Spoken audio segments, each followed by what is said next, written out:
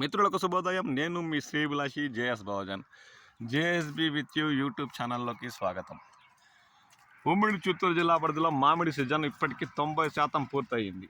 అంటే కొన్ని చోట్ల 95% కూడా పూర్తయింది. మామిడి సీజన్ చివరిలో వచ్చే నీలం రకం మామిడి అయినా ఈ ఏడాది రైతుని ఆదుకుంటుందన్న వారి ఆశలపై నీళ్లు చల్లేలా చివరికి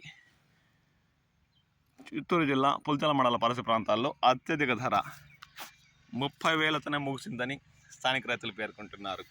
ఈ ఏడాది తోతాపురి ఎలాగో నష్టపరిచింది. టేబుల్ రకాలు కూడా ప్రారంభంలో ఉన్న టన్నుకు 50,000 ధరలు చివరికి 24,000తోనే ముగిసిన విషయం కూడా తెలిసిందే. నీలం రకం మామిడిపై ఆశలు పెట్టుకున్న మామిడి ఆశల రైతులపై నీళ్లు చల్లేలా నీలం రకం మామిడిని కూడా రైతులు కోతలు మొదలుపెట్టి మండీలు తరలిస్తే ఏడాది 18,000 నుండి 30,000 లోపే ముగిసినట్లు స్థానిక రైతులు పేర్కొంటున్నారు. అంటే ఏడాది నీలం రకం మామిడి కూడా రైతులకు ఏదో ఒక విధంగా గిట్టుబాటు అయిందని వారు పేర్కొంటున్నారు. అంటే వారి ఆశలు 30 నుండి 40,000 దాటుతుందిలే అన్న వారి ఆశలపై నీళ్లు చల్లేలా నీలం రకం మామిడి కూడా చివరికి మాగి నేల రాలిన దృష్టాలు గమనించవచ్చు. అంటే తోతాపూరి 100కు 100% సీజన్ పూర్తవుతే నీలం రకం మామిడి కూడా 100కు 100% సీజన్ పూర్తయిందని చెప్పాలి.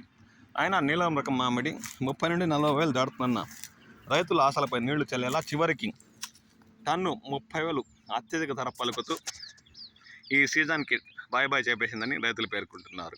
అంటే ఈ ఏడాది అత్యధిక ధర బంగినపల్లి ప్రారంభంలో 50,000 మార్క్ దాటిన విషయం కూడా తెలిసిందే. ఎలాగో అలా ఉమ్మడి చిత్తూరు జిల్లా పరిధిలో మామిడి సీజన్ 100కు 100% పూర్తయింది.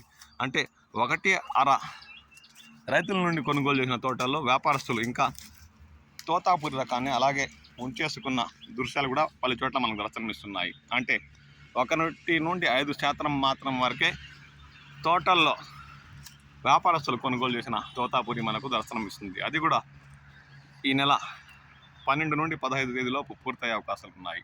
లేదంటే ఇప్పటికే అందులో 30% మేరకు పంట కుళ్ళి నేల రాలిన విషయం కూడా మనకు తెలిసిందే. చివరికి ఆశలు పెట్టుకున్న నీలం రకం మామిడి ఈ ఏడాది 30,000తోనే ముగిసిందని రైతులు పేర్కొంటున్నారు. మీ ప్రాంతాల్లో 100% కోతలు పూర్తయ్యాయా అన్న విషయంపై మీ విలువైన అభిప్రాయాలు పంచుకోండి. నేను మీ శ్రేయభిలాషి జేఎస్ బావజాన్.